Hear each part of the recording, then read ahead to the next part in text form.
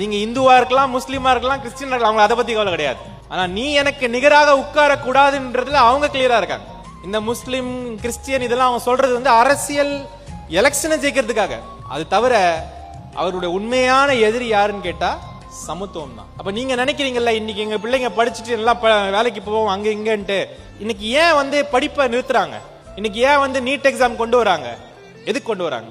அப்பதான் நீங்க மறுபடியும் மாடு மேய்க்க போவீங்கன்றது, வேற ஒண்ணும் கிடையாது. அப்போ பிஜேபியை எதிர்ப்பது எந்த இஸ்லாமியர்களுக்காகவும் இல்லை, எந்த கிறிஸ்டியருக்காகவும் இல்லை, நம்ம வீட்டில் இருக்கிற பிள்ளைங்களுக்காக நம்ம அதை பண்ணியாகும்.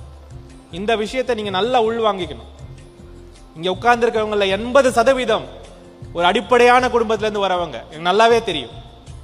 காங்கிரஸ் பேரியக்கம் மட்டும் இல்லாமல் இருந்திருந்தால், அரசியலமைப்பு சட்டம் மட்டும் இல்லாமல் இருந்திருந்தால் நம்ம இங்க உட்கார்ந்து இருக்க முடியாது. இதுதான் உண்மை. நான் இங்க இருக்க முடியாது, நீங்களும் இங்க இருக்க முடியாது.